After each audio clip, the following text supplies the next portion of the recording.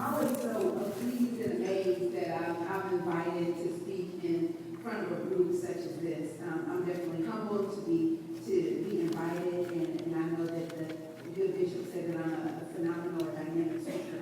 And just a word of caution, if you lower your expectations just a little bit, we're going to all okay. I would like to acknowledge the people that are in the room today, and one that isn't. I teach statistics, so when I talk statistics in Miles College, one of the things that you'll learn about has to do with what's normal and what stands outside the curve. So whether or not something is one standard deviation above or below the norm gives you an idea of how far away it is from normal.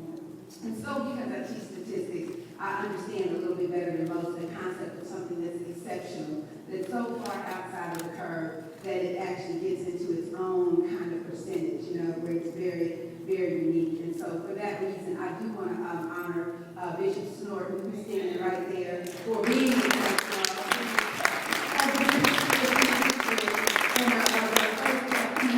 to be elected for that. I remember where I was at Miles College, and there was a calm, sweet wind that went through the entire college when she got that nod. And so I'm so grateful to be part of this type of energy of phenomenal women like herself. Then also I want to recognize, I don't see her beautiful self in her butterfly yellow gorgeous dress, Miss Diane Chandler. She is one of my little sisters, and her husband is a judge here who does a lot for the youth that we're talking about. And so I wanted to honor her for having me invited. I couldn't do a lot of the things that I do without having the support of the people that help me get from point A to point B, literally sometimes either driving me or keeping me calm when I'm about to go crazy. And so I wanted to acknowledge one of the men in the room. And this behind you is Reverend Aaron. Raise your hand, Aaron. And you'll remember he was one of the ones that came and brought the youth to interview for AmeriCorps, and they fell in love with him. He's a great talent and great resource. And then finally, I want to acknowledge someone who's not here, but I would have made it here if he had done all of the magical things that he does. You know how in the Wizard of Oz, when they got behind the curtain, they opened up the curtain, there was a guy that was cowering everything, pulling all the levers and everything. So in my family, that would be my husband, Dr. Jarralyn Agee. He's a prominent sports medicine doctor here. And so some of y'all probably shoulders function because of him. So we want to, if I see my husband, tell him that I love him and I said it publicly in front of, oh, bless you.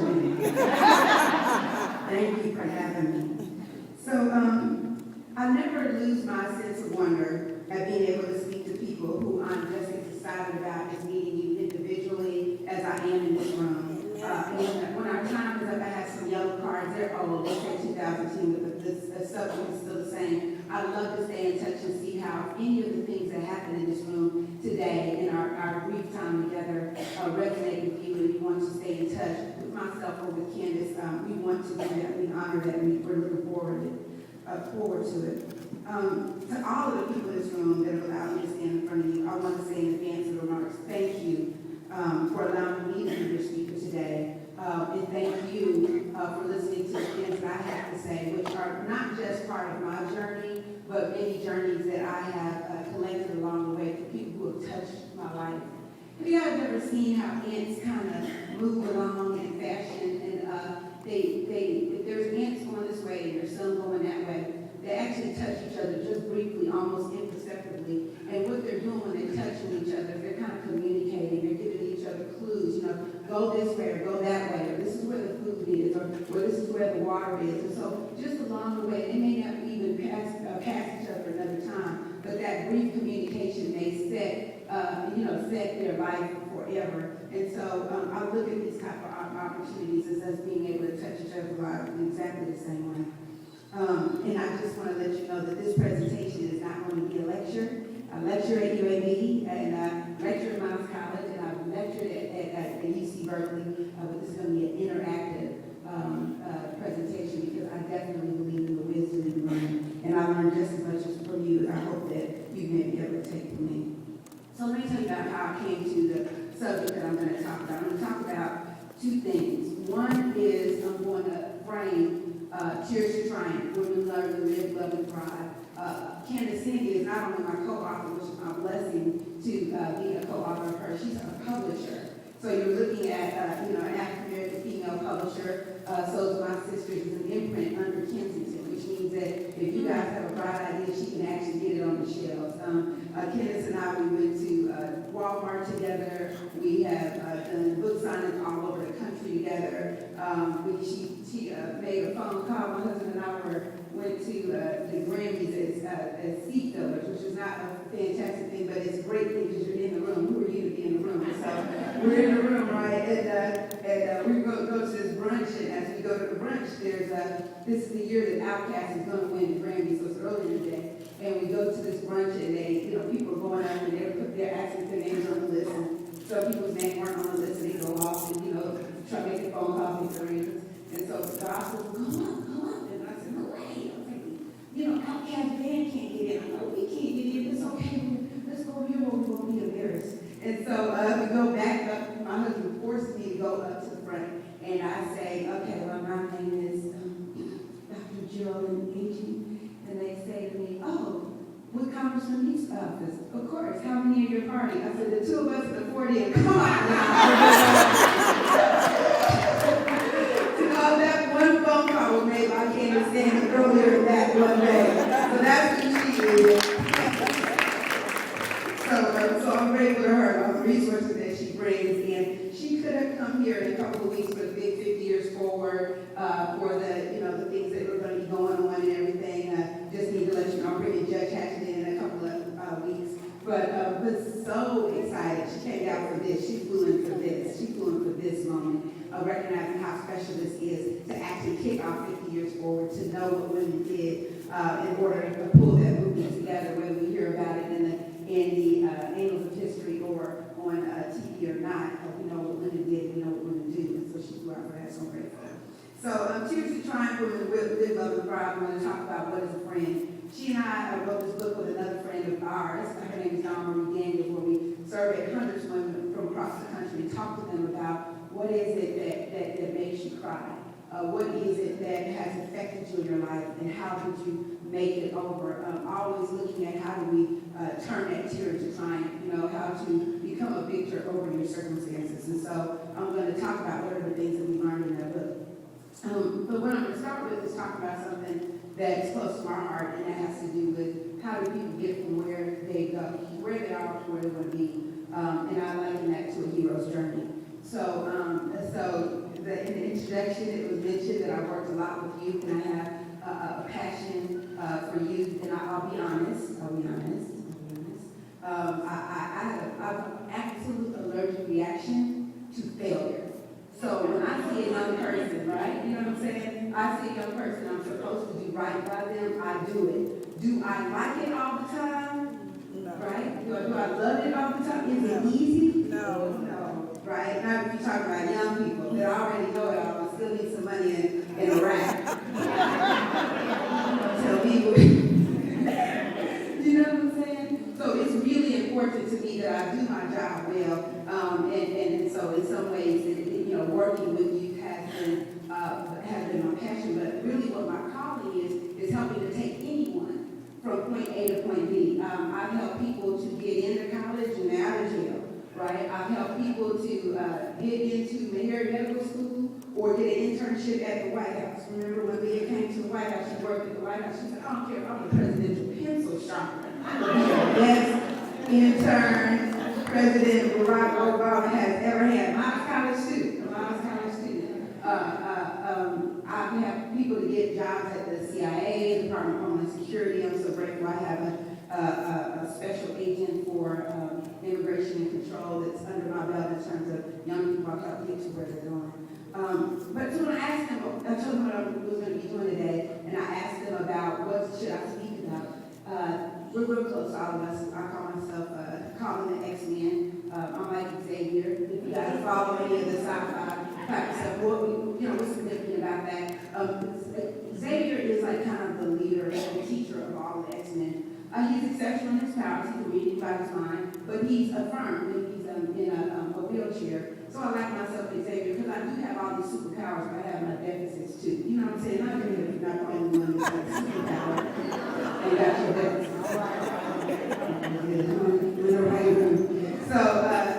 So they are, I'm Xavier, I'm Wolverine, I'm Storm, I'm Mystique. And so when I'm asking each one of them, like they actually check in Storm, check in on her report. What were the things that I needed to talk about? Two of the guys said, make sure that I let you guys know not to forget the lost art of making homemaking. They just wanted me to let us know that. People are married or trying to get married, they got get married. You're the one who got to get a new one, I don't know, but they wanted to let us know that we need to be cooking. I don't know if to say that. But I will tell you this, after being 19 years with the same guy, 16 years happily married, one thing I know in our house is a peacemaker's ability to make a cake. So if you can't do anything else, it's making it right.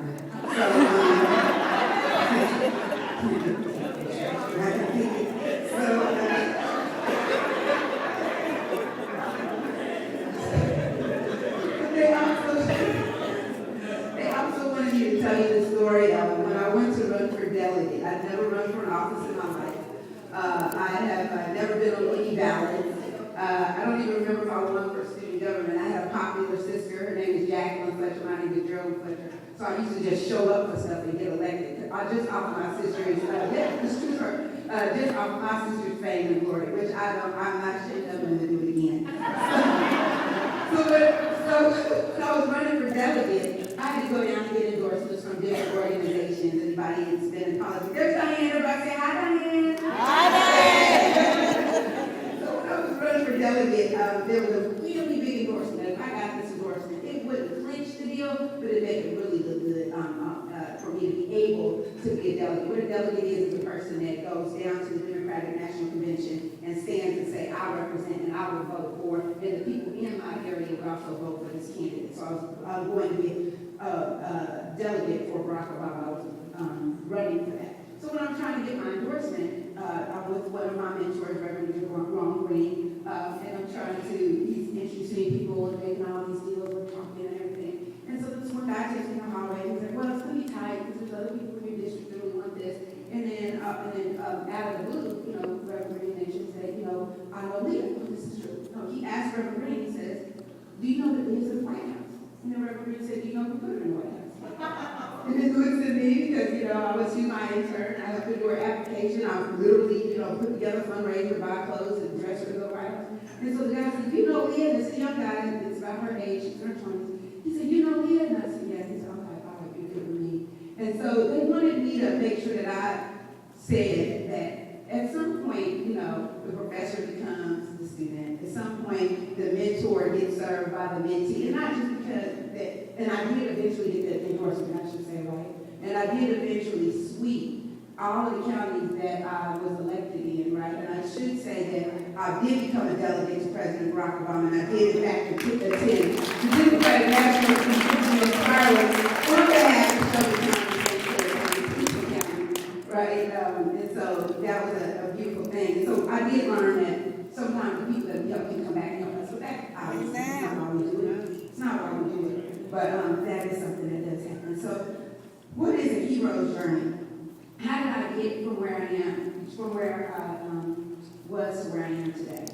Because certainly if you go back in my past, coming to my office on 2nd Avenue North, where I served the youth, also run 2 substance abuse clinics. So where I am is not far from, depending on your family reference, Platinum, family quarter, Foxtrot.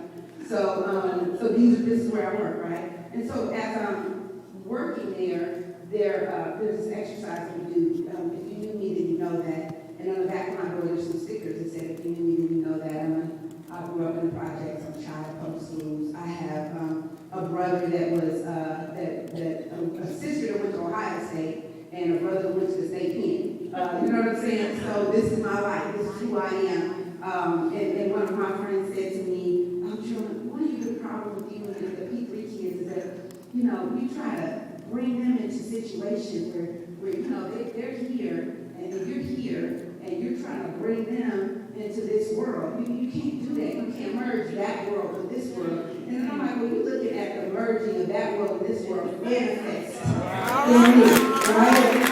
I don't know how to do what you're suggesting. I don't know what you're trying to tell me to do. Child of God. They make sure to treat different for people, right? And held up high, as a matter of fact. So this is how I operate, and this is what I am. But, people, they'll find out they make me mad, but that I'm from West Lady. You don't have to know what that is. Get what that is. You need to get what that is. I will do that for you. When I was growing up, my mother used to come to school and she's going to cuss our teachers out or she's going to do whatever. We go, no.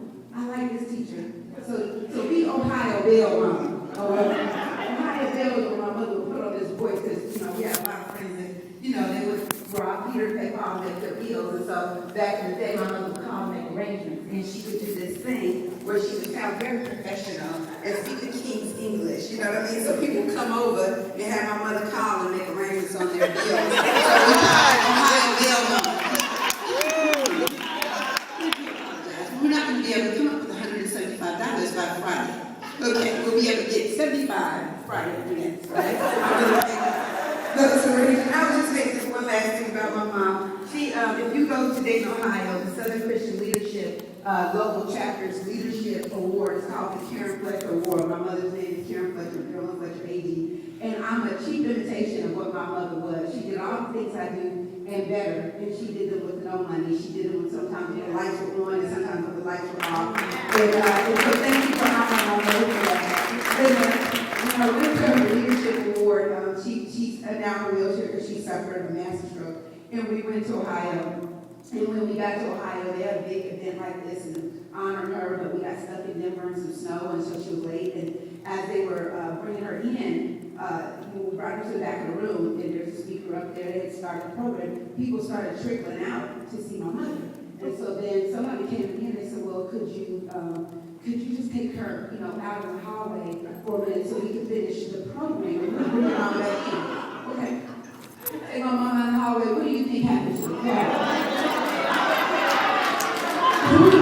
There's some programs, Carrie Fletcher is in the room to let people love on her, and then we'll resume, right? And put her right back up there in her wheelchair with her cherry coke. Right? We're here to honor her. So, one of them told the story that they went to get some chicken for a big event, and the parents will tell you I have the same issues with P3 and get my kids fed and all that kind of stuff, and I know what it's like to be hungry and need to focus. And so my mother, she was telling the story of my mother trying to get an event funded and get some food, and they went to Church's Chicken, and then they said, how much for the chicken? And the guy said $100, whatever he said for the chicken. And then my mom said, well, do you take a check? And then they said, no, we don't take a check. And she's like, well, I just have a check. And so, well, we don't take a check, obviously. Take cash. She said, do you take a credit card? And he was like, yeah, I'll take a credit card. Okay, she said, good. I'll come back with a credit card, but I'm taking the check.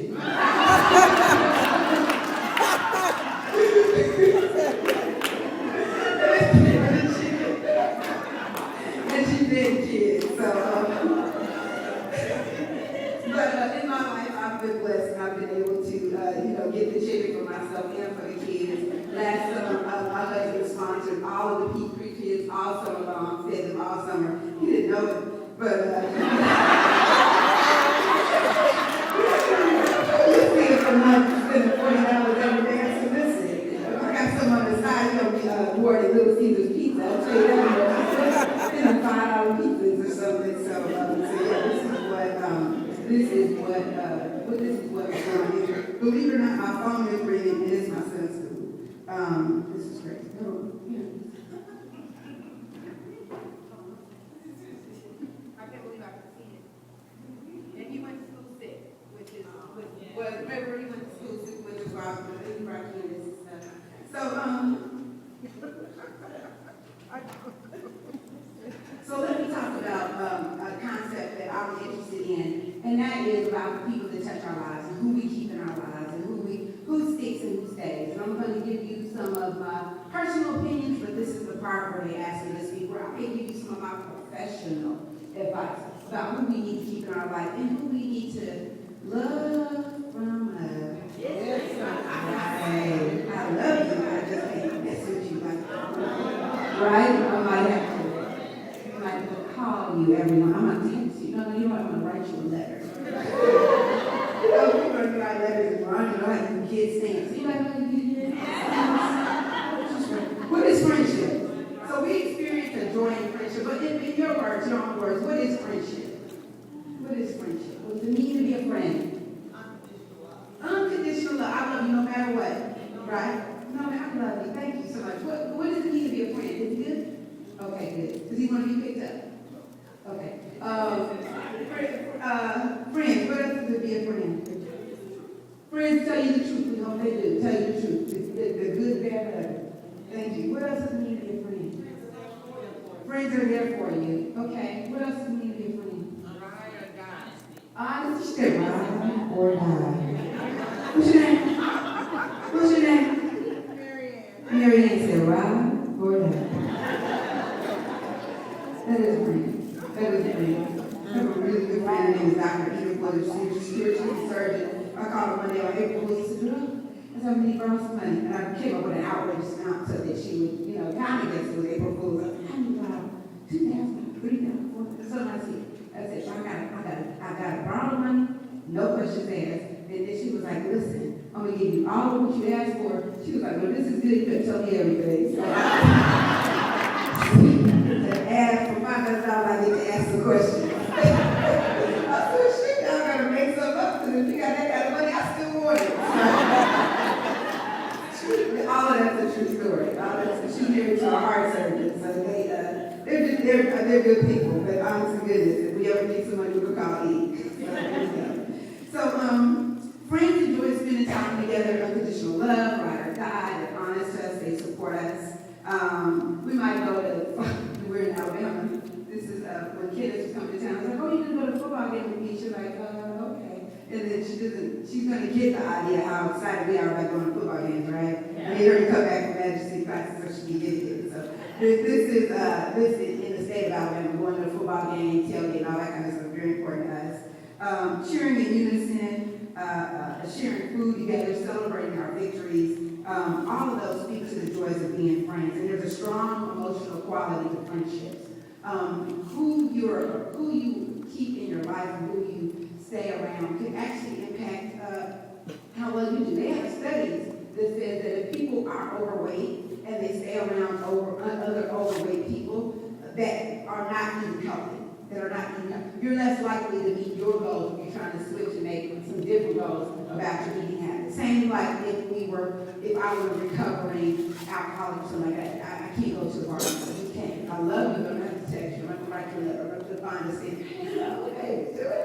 So these are important things. So I'm going to talk to you about 3 different kinds of friendships that I have defined that have to do with the type of people that we have in our life.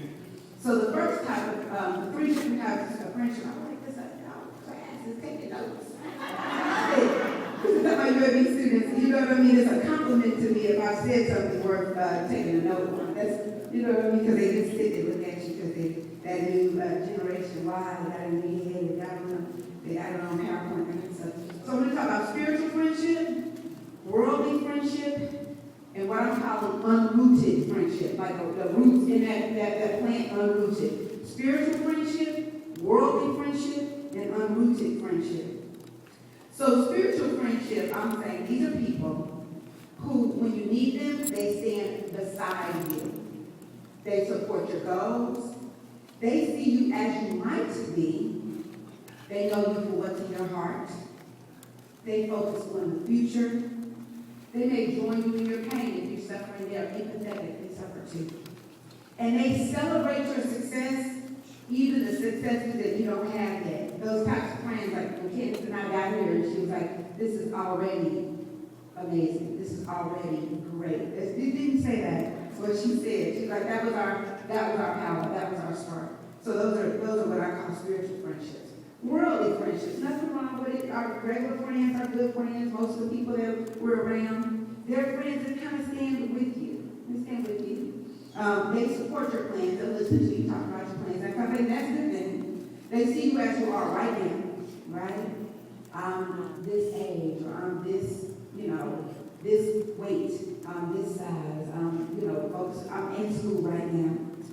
They know you for what you said. right? You said this, you said that, right? You said this, that's what you meant, right? They focus on the present, the here and now.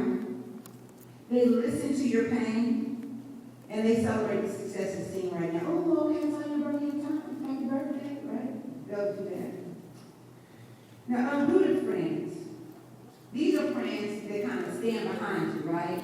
Let me give you an example of them. So they're friends that when you're getting into something, they're right there over your shoulder watching you get into something in case they got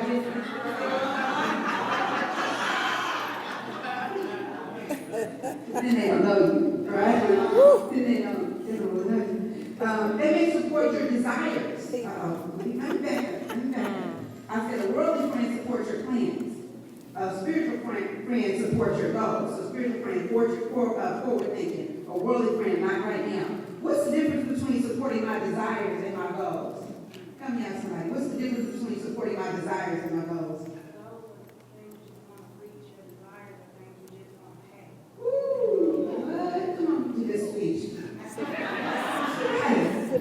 Those are things you want to reach and desire the things you want to have. And should we have all the things that we desire? No. They say delight yourself in the ways of the Lord, and He will give you your desires, right? Delight yourself in the ways of the Lord. Not delight yourself in all that you want to get on, have on, get into. Amen. But your unrooted friend is going to join you with that because it feels good, it sounds good. Good to get in it, right? Hard to get out of it. You know. Your unrooted friends see you as you used to be, right? I have this trouble when I go back home to date. People always remember me like a righty little girl or whatever. They like to tell these old stories. And, I knew she was going to be something. But back in the day, that's funny. That's people that love you, right? But for those unrooted friends, they're going to say, oh, girl, you lost that weight. Remember, you gained it back quick last time. So, I don't know. Well, you know what I'm saying? Look at Oprah, she tried.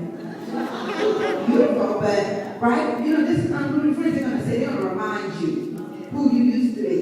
Right? Remember we used to run over here in Anson? Right? Over there in Benson, over there, you still talk to that guy from Hula, right?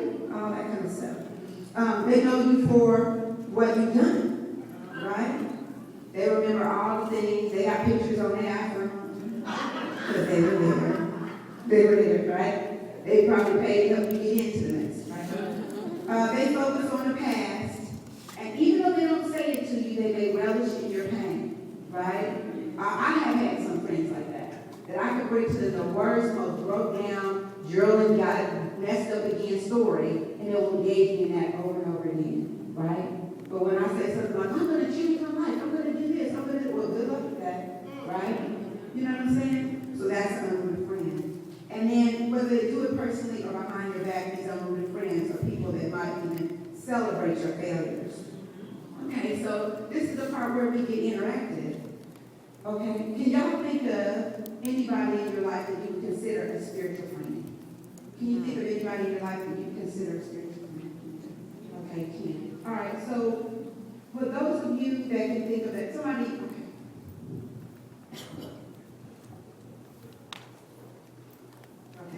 So, can somebody come forward that has somebody in life that's a spiritual friend? Anybody want to do that for me? Thank you. What's your name? Give us some travel music, Mrs. May. Come forward. You can talk about your spiritual friend, okay? My spiritual friend is Reverend Glover. What's your name? What makes her your spiritual friend? She's my spiritual friend because she tells me the truth. She recognizes gifts in me that I'm pushing over to the side, and she brings it back. She tells me things that encourage me, but she's a truthful encourager. She's not one that will tell me, you're growing, and I'm not growing. She pushes me out there way beyond the limits I want to go, because she knows I can't reach that limit. She's with me.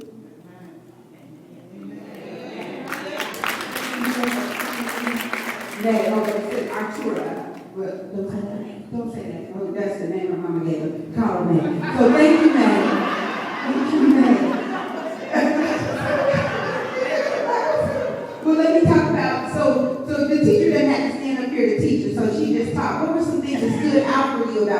spiritual friendship is based on what they just said.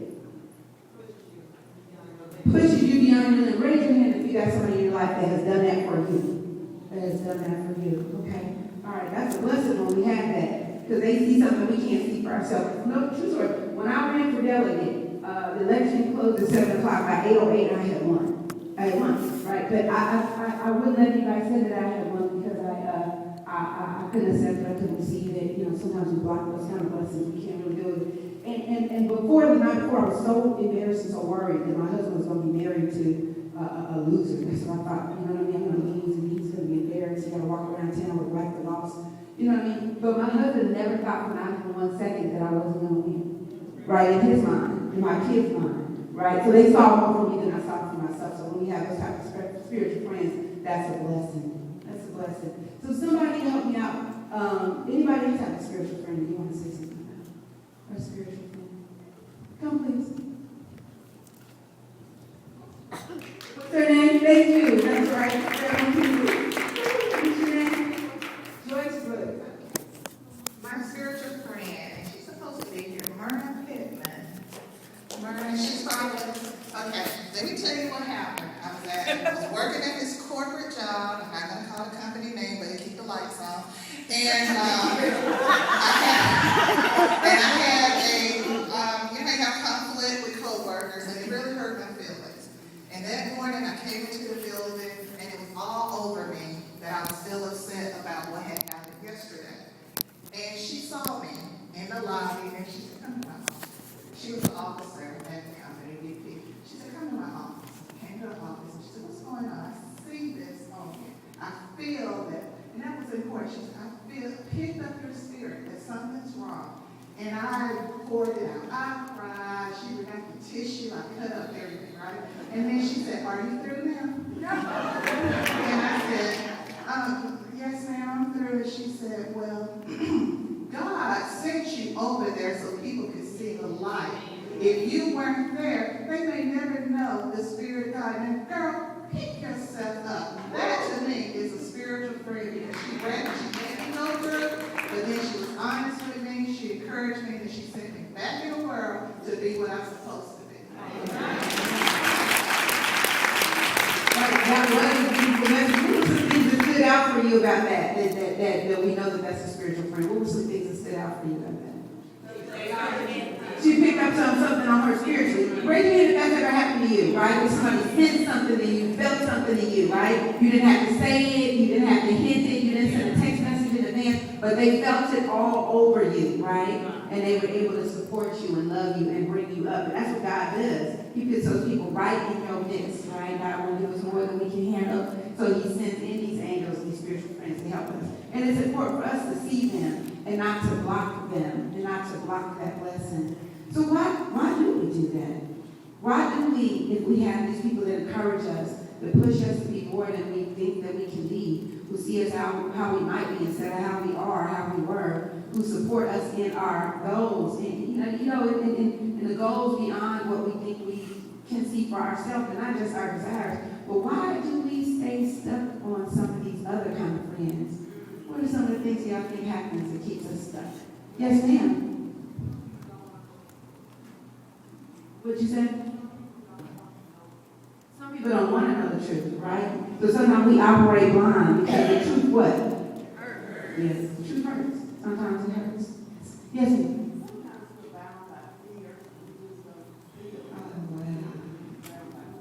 Sometimes we are bound by fear, and we don't even recognize when we're bound. And so I'm going to bring up Candace. Can I bring up Candace?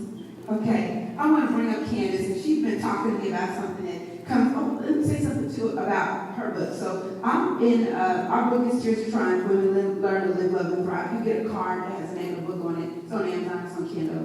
I have it electronically, and that's pretty awesome. But this isn't the only book that she's written. It's not the only book she's published. It's not the only book she's collaborated on. She's helped many women and even men get their books out. So one of her books is Souls of My Sisters, and in that book, Mary J. Blige wrote her story in that book. What's Terry's name that does Terry Williams that does, she talks a lot about black pain and women and depression.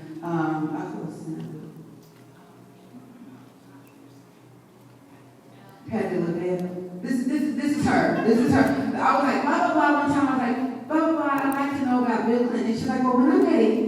You know, she does stuff like, it's not right. It's just like how she lives her life or whatever. So Patty LaBelle's a book.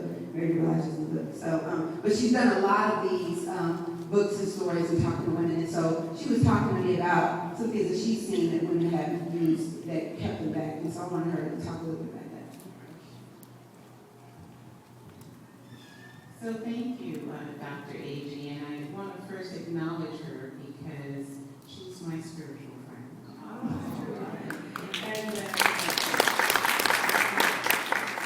And once she told me that she was speaking at this conference, I immediately said I wanted to be here because I wanted to meet firsthand the foot soldiers for democracy.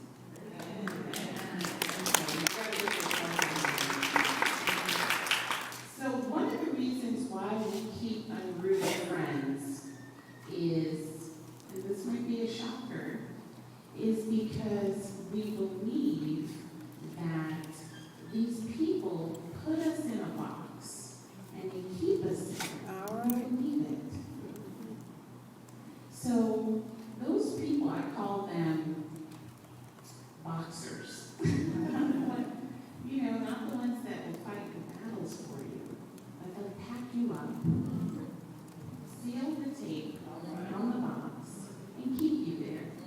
You're just a wife, you're just a secretary, you're just a church, you know, layperson. You're not going anywhere. Because if you get outside the box, you make them feel uncomfortable. Now they have to step up their game. They have to look at themselves. They have to hear other people talk about your accomplishments. It makes them angry. And so and Jarralyn doesn't give herself credit because we've written several books and she has collaborated on every single one of them. And in one of our books called Souls Revealed, we sat together and came up with the at-least factor. So the at-least factor is, and these people encourage you to keep you with the at-least is, at least I have a job. At least I have a man. At least I have a roof over my head. So they're keeping you in the box. You're staying in it because it's comfortable. And so I wanted to just kind of ask a couple people, if you don't mind. I have some cards. And just wanted to know, what is your holdback factor? You don't have to write on the card. Maybe there's someone who could step up. What is holding you back? What's keeping you in your box? Is there someone brave enough to get up and share with you?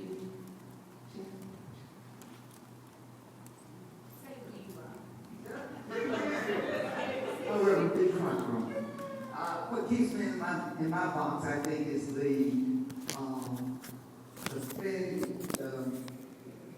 being afraid of being successful. Not afraid of failing, but afraid of being successful. I think that's what keeps me in my box. So Dr. Agee, can I ask you a question? What part of success scares you?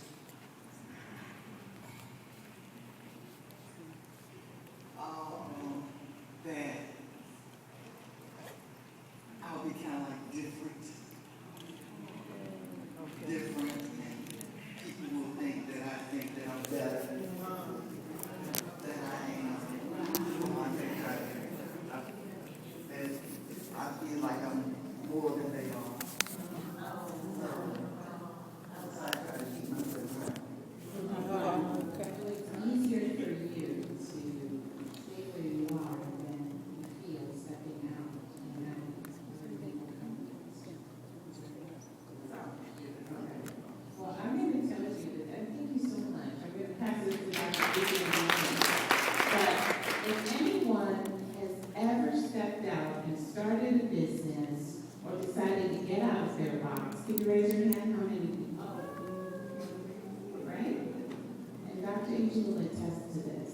It is the hardest thing to do. Perfect strangers will support you, but the people that are right around you, All right now. it is warfare. You feel that you're being under attack on so many levels. And before we're even able to start getting to a place of success, as women we're defeated. Those are your unrooted friends, unrooted coworkers. And if 20 years ago someone said to me, Dr. Agee, anyone who comes against you has something negative to say, it's been boyfriends for me. Those are the ones you spend the most time with, and then they start poisoning your mind because they're afraid you're gonna leave them. Anyone that comes against you, you need to cut them out. Instead of convincing them that they're worthy to be in your life.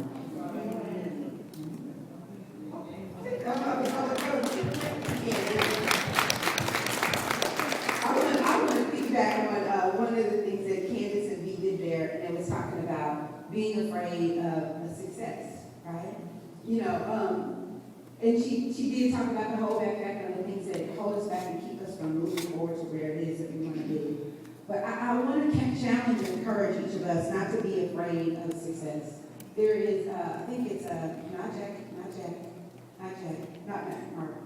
Jack Canfield has a book, and it's called The Success Principle. You guys know Jack Canfield from the Chick Soup, right? And it talks about saying no, right? Or being afraid of hearing the word no. So sometimes we don't go for something because we're afraid of hearing the word no. But what B is telling us, sometimes we're afraid of hearing the word yes, right? Getting the money and now you're responsible for it. Getting the job and now you're going to be the boss, right? And so you can't be cool and they don't invite you to lunch and they leave, go without you because you're the boss. Like I do that a lot. I go, when stuff happens at my job, I go in my office, I go, I'm a real boss. That was on this payroll. Right? But it was funner the other way. We all was doing lunch together, hanging out, go to someone, what are we doing here? Right? It was funner the other way. But with that success comes responsibility. But dare I say that for every person, and they feel like you changed, and they do, right? If I'm coming from my situation today and where I am now, I've been called all kinds of things. You know what I mean? About my life and my lifestyle. And somebody was running the office. I don't know if I should say this, but I'm going to say this on her. I went around and I helped different people, gave them gave them donations or whatever. I don't know if they're called contributions. But people that are closest to me, I served. I stood as a poll worker, being a dad, all that kind of stuff, put shirt, all that kind of stuff. And one of the people said to me, well, don't help so-and-so because she got money. What's wrong with money? Why are we mad at money? Is wrong with mad at money? We're not mad at money, right? What's wrong with prosperity? Let the wicked lose. Right? What's wrong with having money? What's wrong with getting money? What's wrong with... Because here's the thing. If you think there's something wrong with money, then you don't believe in abundance, right? And if you don't believe in abundance, then you don't believe what God has for you, right? God just said, let me check my pocket because, I'm short this month and I gave out so many blessings. You have to give me the blessings at the first of the month. Oh, it's abundant. There's more. There's nothing wrong with money. There's nothing wrong with success. And this is what I think, especially for the young women in this room. If we allow ourselves to become everything that we're destined to become, we'll become an inspiration for others. So forget about doing it for you, because that's hard to do. Forget about being selfish and say, I'm going to be the best because this is what I want to do. Go ahead and be the best for that person while you're looking forward is looking at you. So that while you're making tracks, they're following along in your tracks, okay? So go ahead and be selfish for them. I need to be exceptional because people are watching me and they want to know how to get this done. I do that all the time when I'm stressed at work and it happens. I think about all the time, there's got to be someone that has dealt with this before, right? I have 22 people that I signed payroll for, about 60 kids in our program, 180 overall that we serve. But then I think about people like Bishop Snorton and how many churches are in your district, Bishop Snorton? 140, that's a whole lot of women's groups. Whole lot of women's circle number 5. They have a chocolate cake, and somebody put different frosting on it. Yeah, we got the $1. Last year was 50 cents. Call the bishop. Get her on the phone. Because we got an issue over here, okay? Right? Exactly. Her black girl glowing up and she got to turn around and go solve this issue. So send her a letter. Send her a letter. I'm going to write the bishop. She needs to know. Right? I promise you, that's how I get on my issues. When I'm signing payroll for 22 people, my arm gets tired, I think about the number of people that Bishop Snorton has to serve. And not only the number of people that fall under her direction as a bishop, but the number of people who are affected by that number of people who serve those people, right? Because all the way down to there's a little girl and a little boy that's going to have something to eat after church on one Sunday when they serve the cake. You know what I mean? So I'll go ahead and think of them. Right? I do whatever I need to do for self-care to take care of me, but I become selfish on behalf of others, and I just take that hit and I take it. This is the last point that I'm going to make, and it has to do with believers and non-believers. I was talking a little bit about the concept of, well, I was talking about the concept of friends, but I was thinking a little bit about a sports team.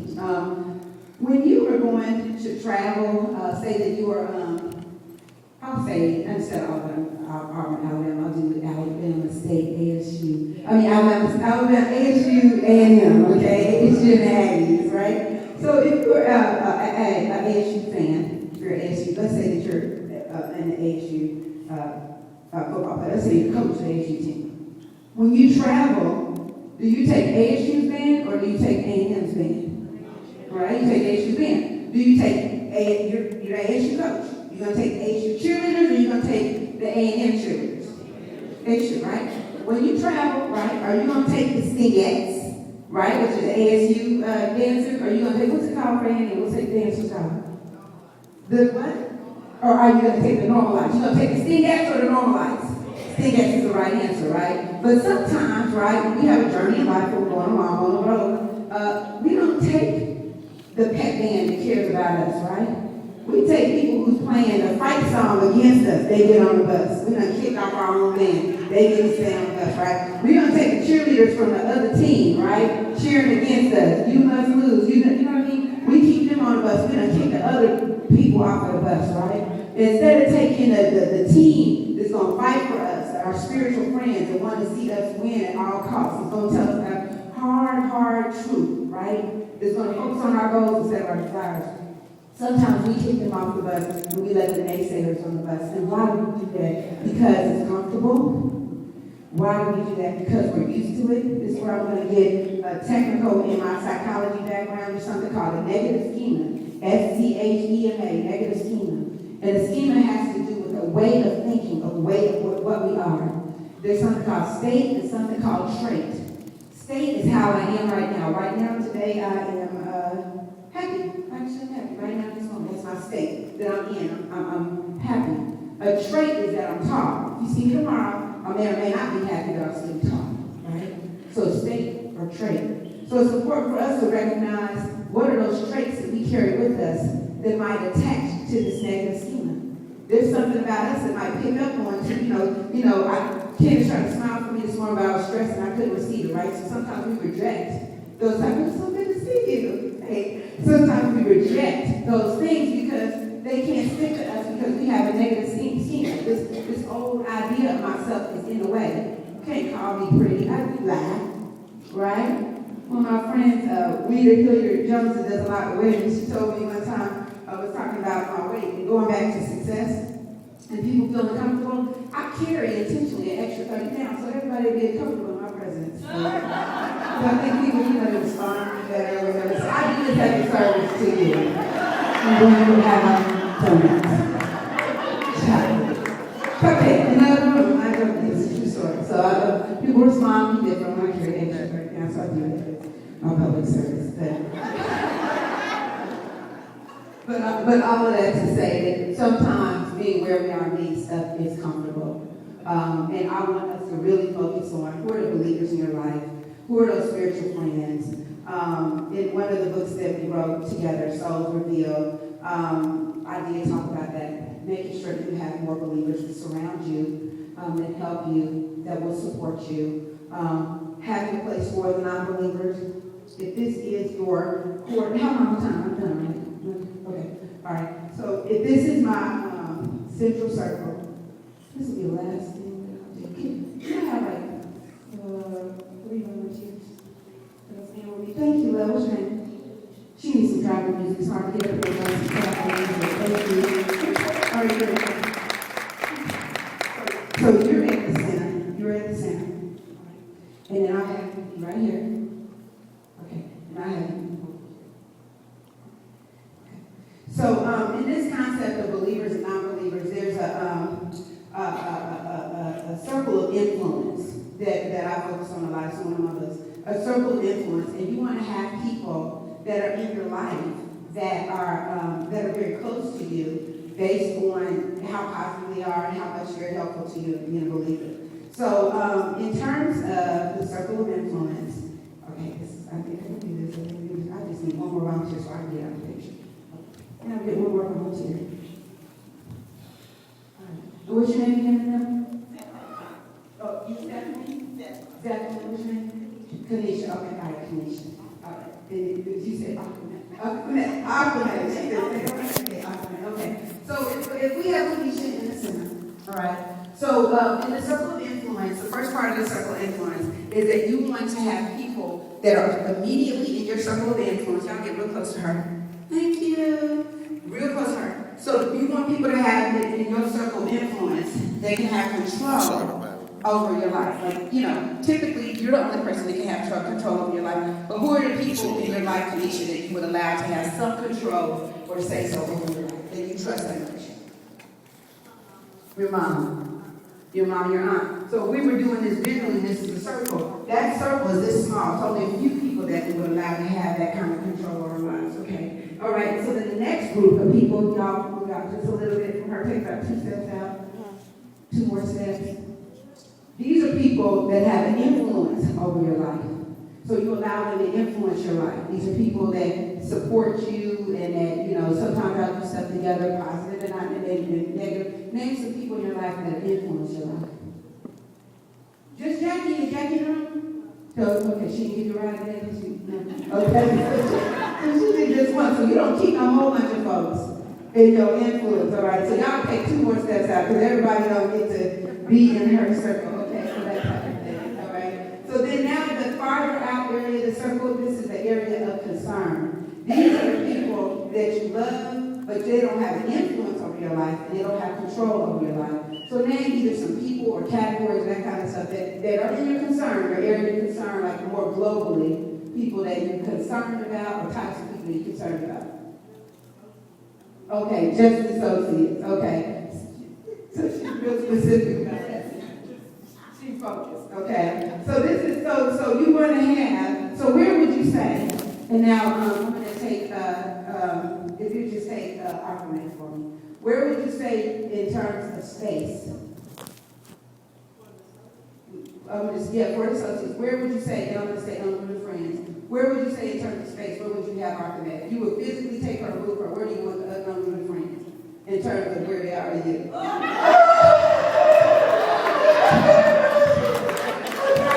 Okay, where you gonna put your worldly friend? Where you gonna put your worldly friend? You'll get her a good worldly friend. You gonna put her? Okay, she got a spot right here. Now what you gonna do right here with your spiritual friend? What you gonna do with her? Okay. So this is it. We got a space for all our friends. We're gonna keep our spiritual friends close. We're gonna let our worldly friends be an influence in our circle, and we're gonna love our friend. She's our friend. She's not our unruly friend. She's our friend. Come on in here, be our spiritual friend. Get back over here, be our spiritual friend. So that is my time. I have some yellow cards here that explain. If you guys want to see us again or meet us again, I apologize. I don't have books. My life is crazy, but I would love to have Candace come back. And if anybody's interested in inviting us to come and talk to you, or come and talk to your youth group, or come and talk to your women's circle, or anything like that, please check this off on this card and get back. You want one of these? Okay, so pass it back. Everybody take it. I'm not that woman. mat.